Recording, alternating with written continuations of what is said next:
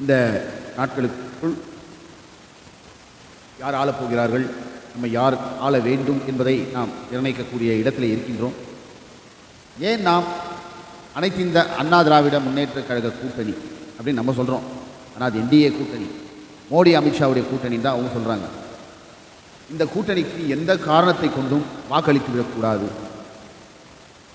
அதாவது ஏன் இவ்வாறு நம்ம இந்த தேர்தலில் மட்டும் இந்த அளவுக்கு ரொம்ப ரொம்ப ரொம்ப ரொம்ப ரொம்ப உஷாராக வாக்களிக்க வேண்டிய தருணத்தில் இருக்கிறோம். தயவுசெய்து எல்லோரும் இந்த வீடியோவை தள்ளி விடாமல் கொஞ்சம் சீரியஸாக கேளுங்க.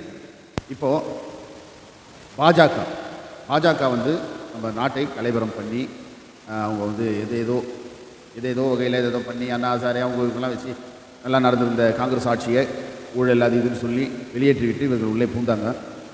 ஏதோ வாஜ்பாய் காலத்தில் ஒரு தடவை பிஜேபி வந்தது. அவரும் இந்த மாதிரி மோசமான ஒரு மனநிலை கொண்ட மோசமான ஆர்எஸ்எஸ்க்கு அவருடைய ஆட்சியாக அவர் நடத்தவில்லை. அவரும் ஒரு நல்ல ஆட்சி தான் சொல்லணும்.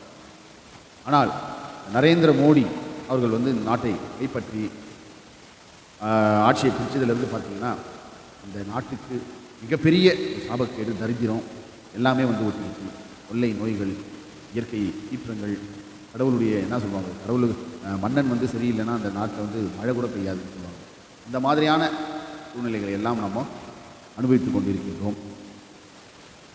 இவங்களுடைய சித்தாந்தத்தை நம்ம நல்லா கூர்ந்து கவனிக்க வேண்டிய காலகட்டத்தில். ஏன்னு சொன்னால் இதை மாற்றுவதற்கு பல தலைவர்கள், பாபா சாஹேப் அம்பேத்கர், ரெட்டமலை சீனிவாசன், அப்புறமா ஒரு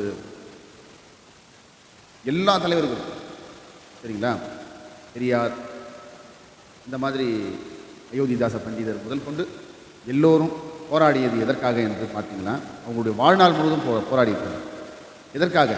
இந்த ஒரு சமுதாயம், அதாவது 3% இருக்கக்கூடிய ஒரு சமுதாயத்தில் இருந்து 97% மக்களை காப்பாற்றுவதற்காக போராடியவர்.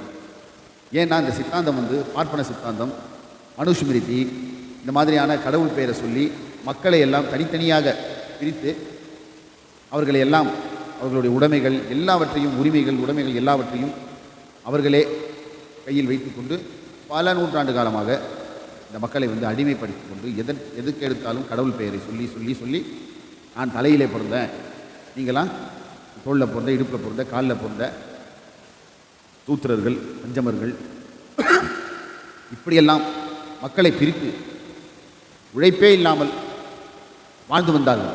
அவர்களுக்குத்தான் நிலத்தை வைத்துக் கொள்ளக்கூடிய உரிமை இருக்கிறது, மற்றவர்களுக்கெல்லாம் நிலம் வைத்துக் கொள்வதற்கு உரிமை இல்லை. அங்கே இலவசமாக வேலை செய்ய வேண்டும். அரசாங்கத்தில் சேர்ந்து அரசாங்க உத்தியோகம் எதுவாக இருந்தாலும் அவர்கள் தான் அதை செய்ய வேண்டும், மற்றவர்களுக்கு அந்த உரிமை இல்லை. அவர்களுடைய சமஸ்கிருதம் அப்படின்ற ஒரு மொழி சும்மா கடவுளுடைய பாஷைன்னு சொல்லிட்டு அதுக்கு எந்த ஒரு இலக்கணமோ அந்த ஒரு மொழியோ கிடையாது. சும்மா அந்த சமஸ்கிருதத்தில் எந்த ஒரு அதுக்கென்று ஒரு நாடோ அதற்கென்று மக்களோ கிடையாது, அதுக்கு எந்த ஒரு அந்தஸ்தும் கிடையாது. சும்மா தேவ பாஷை, இதில் பேசினா தான் கடவுளுக்கு புரியும். அப்படி பார்த்தோம் கிறிஸ்தவர்கள் லபா லபா லபா லபான்னு ஷபா லபா கபா கபா, அதுவும் கடவுள் பாஷைன்னு அவங்க சொல்லுவாங்க. அது கடவுளுடைய இனிய பாஷைன்னு சொல்லுவாங்க. அந்த மாதிரி தான் இது. இதற்கு இலக்கியமோ இல்லை இப்போ சொல்லாடலோ எதுவும் கிடையாது. ஸோ அதை வைத்துக்கொண்டு புரியாத பாஷையில் அந்த மக்களையே திட்டுறது, அந்த மக்களுக்கு எழுத்தரமான பெயர்களை, ஏன்னா அந்த ஊரில் ஒரு கோயில் இருக்கும், சாமி இருக்கும், யார் குழந்தை போனால் சாமி ஒரு பேர் வை அப்படின்னா சமஸ்கிருதத்தில் அவ்வளோ கீழ்த்தரமாக கேவலமாக திட்டுற மாதிரி எரும மாடு, ஏசி, நிர்வாணம், அந்த மாதிரிலாம் பேருங்கள் வரும். இதோடைய அர்த்தங்கள் பார்த்திங்கன்னா அவ்வளோ கீழ்த்தரமாக கேவலமாக இருக்கும். இந்த மாதிரி பேருங்கள்லாம் வச்சுருவான்.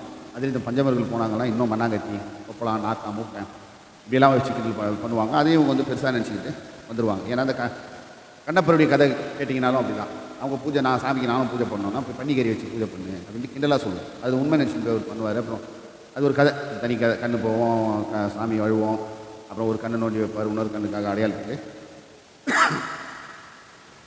கடவுள் மேலே காலை தெளிச்சிக்கின்னு அந்த கண்ணு இருக்கிறதுக்கு அடையாளம், தனி கதை. இந்த மாதிரி கதைகளை சொல்லி சொல்லி மக்களை அடிமைப்படுத்துவதற்காகத்தான் இவங்க இதை கையில் எடுக்கிறாங்க. எடுத்து ஆண்டாண்டு காலமாக பண்ணி மக்கள் ஒருவேளை இதுதான் விதி போடுதுன்னு சொல்லி அப்படியே வாழ்ந்து வந்தாங்க. அப்போதுதான் இது போன்ற பாபா சாஹேப் அம்பேத்கர், அப்புறமா எல்லா தலைவர்களும் அவங்க போராடி பல லட்சம் பேருன்னா எப்படி இருக்கும்னு சொன்னால், அந்த ஆட்டு மந்தை இருக்குல்ல, ஒரு ஆடு போனால் பின்னாலேயே போகும் பாரு, அந்த மாதிரி தான் நல்லா இருக்கும். இன்னமும் கூட அப்படி தான் இருக்கும். அப்போது அந்த ஆடு மேய்க்கிற இடத்துல அந்த லட்சக்கணக்கான ஆடுலேருந்து ஒரு ஒரு ஒரு சில ஆடுகள் மட்டும் இந்த மாதிரி நம்மளை எதுவும் வெட்டுறதுக்கு தான் போகிறான், சுயநலத்துக்கு தான் நம்மளுக்கு உள்ளு கொடுக்குறான், நம்மளை கூட்டம். இது போன்ற அறியாமையில் இருக்கக்கூடிய மக்களிடம் இருந்து உருவானவர்கள் தான் தலைவர்கள். கலைஞர் உட்பட, டாக்டர் கலைஞர் உட்பட இவர்கள் எல்லாம், காமராஜர், இவங்கெல்லாம் வந்து இந்த சித்தாந்தங்களுக்கு எதிரானவர்கள். குலக்கல்வி முறை, இவங்கெல்லாம் படிக்கக்கூடாது, மட்ட வேலை தான் செய்யணும், குலக்கல்வி, குலத்தொழில், இந்த மாதிரிலாம் இருந்து அதை எல்லாத்தையுமே எதிர்த்து வந்தவர்கள் தான் இது போன்ற தலைவர் காமராஜர். அதுக்கப்புறமா டாக்டர் கலைஞர் வரை காங்கிரஸை வந்து அன்னைக்கு வந்து ராஜாஜி போன்றவர்கள்லாம் இந்த மாதிரி கொள்கையில் இருந்ததுனால தான் காங்கிரஸ் ஆட்சி போயிட்டு இவங்க வந்து இது திராவிடமாக ஒன்றும் கிடையாதுங்க, சும்மா நாம் தமிழர் அப்படின்னு சொல்கிறான். திராவிடன்னா 4 மொழி மக்களும் சேர்ந்தது, சரிங்களா? கன்னடம், தெலுங்கு, தமிழ், மலையாளம் 4 சேர்ந்து ஒரு கூட்டாக இருந்தோம். ஏன்னா அப்போ வந்து எல்லாம் சேர்ந்தது தான். அந்த சேரன், சோழன், பாண்டிய மன்னர் இருந்தது, அப்போலாம் வந்து மதராசான்னு இருந்தது, ஃபுல்லாக எல்லாமே வரும், எல்லாம் சேர்ந்து தான் இருந்தோம். அப்புறமா தனித்தனியாக போச்சு. அப்போ வந்து இந்த மக்களில் வந்து யார் வேணாலும் போராட வராங்கல்ல, ஆரியத்தை ஒழிக்கணும்னு சொன்னால் எல்லாரும் ஒன்று சேரணும்னு சேர்ந்து இன்றைக்கி இந்த அளவில் ஒழிச்சு வச்சுருக்கிறது தான், அதுதான் திராவிடம் கண்ட வெற்றி. ஆனால் இவங்க வந்து எல்லா அமைப்பிலும், எல்லா கட்சியிலையும், இன்னும் திமுகவில் கூட இருப்பாங்க, ஆர்எஸ்எஸ், அவங்க வந்து எல்லா இடத்துலையும் ஊடுருவி இருப்பாங்க. அவங்க வந்து என்ன பண்ணுவாங்கன்னு சொன்னால், நம்மளை இந்த சித்தாந்தத்துக்கு எதிராக யார் ரொம்ப பவராக இருக்காங்களோ அவங்களெல்லாம் ஒழிச்சுக்கிறது தான் வேலை. எல்லா கட்சியிலையுமே இருக்கிறாங்க இந்த மாதிரி ஆட்கள்.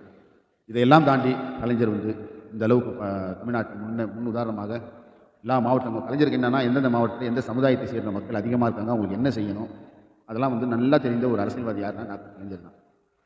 அதுக்கப்புறம் வந்து இப்போவும் அந்த பாதையில் ஸ்டாலின் போகிறார்.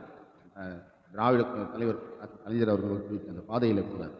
இப்போ வந்து நாமோ இந்த சைடு கூட்டணி நம்ம நல்லா பாருங்கள், எல்லாமே துரோகிகள், சரிங்களா? மோடி எடுத்துக்கணும்னா அவர் ஒரு துரோகி. யாருக்கு துரோகி? அத்வானிக்கு துரோகி. அத்வானி தான் அப்படி ஒரு நபரை வந்து பிஜேபிக்கு தேவைன்னு சொல்லி கூப்பிட்டு வந்து அவரை குஜராத்தில் சிஎம் ஆக்கி, அவர் கனவு கண்டிருந்த இந்த பிரதமர் பதவியில் அவரே இதுக்கும் உட்காரல, இவர் போய் உட்காந்து அவரையே சட்டை பண்ணாமல், அவர் எதுலையுமே அவரை மதிக்காமல் பண்ணிக்கோ செய்து கொண்டிருக்கிறது ஒரு முதல் துரோகி இவர். அடுத்தது பார்த்தீங்கன்னு சொன்னால் எடப்பாடி எப்படிப்பட்ட துரோகி என்பது எல்லாருக்குமே தெரியும். ஒரு பெண்மணி ஜெயலலிதாவுடைய மனம் நோகாமல் எத்தனை ஆண்டு காலம், 30 ஆண்டு காலமாக அவங்க கூட பயணித்து எல்லா அதிகாரங்களும் கையில் வச்சுக்கிட்டு, மொத்த மந்திரி யார் இந்த மாவட்டத்தில் யார் மந்திரி ஆகணும், சசிகலாவுடைய பார்வை படாதான் ஏங்குற காலங்கள் உண்டு. அவங்க பார்வை பட்டா அவர் எம்எல்ஏ மந்திரின்னு ஆயிடுவார். அதாவது இதற்கு கீழே வந்து குனிவதற்கு இடமே இல்லைன்ற அளவுக்கு குனிஞ்சு போவாங்க. அது எவ்வளோ பெரிய ஆளாக இருந்தாங்க. அங்கே எவ்வளோ மாவீரன் போட்டுப்பாங்க, அங்கே போய் பார்த்தா தான் தெரியும் அந்த அம்மா கிட்ட. அப்படி அந்த மரியாதை அப்படியே இருக்கும் சசிகலா கிட்ட.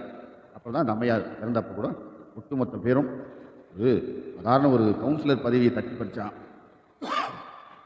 எவ்வளோ ஒரு மனவேதனையாக இருக்கும்போது கட்சிக்காரங்களுக்கு தான் தெரியும். ஆனால் இந்த அம்மையார் வந்து 30 ஆண்டு காலம் மேலே அந்த அம்மையாரோட பழகி அவங்க கூட பயணித்து ரொம்ப ரொம்ப ரொம்ப மிக மிக கஷ்டமான ஒரு விஷயம். அவங்ககிட்டலாம் வந்து அவங்க மனசு நோவாமல் நடந்துக்கிறது, இதையெல்லாம் தெரிஞ்சு எந்த ஒரு அரசியல் முடிவாக இருந்தாலும் அவங்க சசிகலா அம்மையாரை கேட்டுத்தான் அந்த அம்மா முடிவெடுப்பாங்கிற நிலைக்கு போய் தமிழ்நாடே அவங்களுக்கு அளவுக்கெல்லாம் பண்ணி கரெக்டான மூவ் அவங்களுக்கெல்லாம் சொல்லிக் கொடுத்து கிட்டத்தட்ட 45% வாக்கு வங்கியை அதிமுகவுக்கு ஏற்படுத்தி கொடுத்த அந்த அம்மையார். ஜெயலலிதா இருந்ததுக்கு பிறகு இவங்க சிஎம் ஆகணும்னு சொல்லி எல்லா சாத்தியக்கூறுகளும் சரியாக இருக்குது, கரெக்டாக இருக்குது. அந்த நேரத்தில் மோடி அங்கேருந்து, ஏன்னா இவங்க வந்து ஒரு தமிழர், அதான் அந்த முக்குலத்தோர் அப்படின்னு சொல்லுவாங்க, ஒரு ஸ்ட்ராங்கான கேண்டிடேட்டு. இவங்க வந்து ஜெயலலிதா கூட இருக்கும்போது இவங்க பார்த்தாங்க, எவ்வளோ பெரிய அப்பாட்டாக இருந்தாலும் இங்கே வந்து வீட்டுக்கு வந்து பார்த்துட்டு தான் போகணுமே தவிர இவங்க ஏர்போர்ட்டுக்கு நிற்க மாட்டாங்க ஜெயலலிதா. அந்த ஒரு இது அப்படியே இவங்களுக்கு இருக்கும்னு சொல்லி அம்மையார் இருக்கும் வரை மோடி வந்து மோடியா லேடியான்னு கேட்டாங்கல்ல, அப்போல்லாம் அவர் ஒன்றும் அவ்வளோ பெரிய இதெல்லாம் கிடையாது. உண்மையிலே வந்து அம்மையாருக்கு பயந்து கொண்டு தான் இருந்தார் மோடி. அப்படிப்பட்ட அந்த வாய்ப்பை தட்டி பறித்து இமீடியட்டாக, அதாவது ஒரு கோர்ட்டு, இடி இதெல்லாம் வந்து பாஜகவினர் எப்படி கையில் வச்சுருக்கிறாங்கன்னு பார்த்தீங்கன்னா அதுக்கெல்லாம் ஒரு உதாரணம். 20-25 வருஷமாக இழுத்து கொண்டிருந்த வழக்குக்கு 3 நாளில் தீர்ப்பு வாங்குறாங்க. அதுவும் அந்த அம்மையார் 4 ஆண்டு சிறைக்கு போகணும்னு தீர்ப்பை கொடுத்து, அதுக்கு முன்னால் நீதிபதி குங்கா கொடுத்துட்டாரு. அந்த தீர்ப்பை வந்து அம்மையார் அதை உடச்சிட்டு வராங்க, வந்து அந்த கவுண்டிங்கில் தவறாயிடுச்சு அப்படின்னு சொல்லி அந்த தீர்ப்பை கேன்சல் பண்ணிவிட்டு விடுதலையாக வெளியே வந்து அது வந்து இன்னொரு 5 வருஷம் 10 வருஷம் தள்ளின்னு போகுன்ற ஒரு கணக்கில் இருந்தாங்க.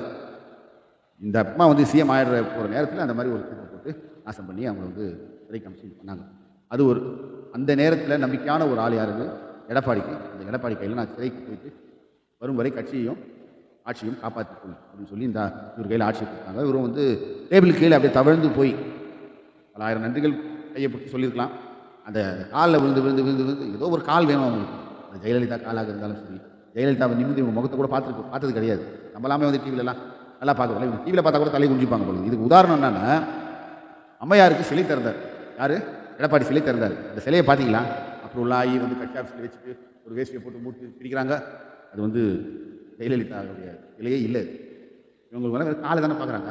குஞ்சு குஞ்சு முட்டிக்கையெல்லாம் கரெக்டாக பண்ணியிருப்பாங்க. முகத்தை எப்படி இவங்களால பண்ண முடியும்? அப்புறம் வேறு சிலை வச்சாங்க. இதை வந்து எதுக்கு சொல்கிறேன்னா, அந்த அளவுக்கு அதுக்கடுத்து சசிகலா காலில் விழுந்த கதையும் உங்களுக்கு தெரியும். அவங்களும் இல்லைன்னு போய் மோடி அமித்ஷா காலில் போய் இப்போ விழுந்துருக்குறாங்க. கடந்த முறை வந்து அங்கே டெல்லியில் உட்காந்துக்கின்னு அவங்க வந்து இங்கே தமிழகத்தை ஆட்சி செஞ்சுருந்தாங்க. அதாவது பாஜகவுடைய கதை நம்மளுக்கு தெரியும். அவங்களுடைய அரசியல் எப்படி இருந்தது? நோட்டாவுக்கு கீழே நோட்டா ஜெயிக்கும். அவர்கள் தேர்தல் நின்னாங்கன்னா நோட்டா ஜெயிக்கும்.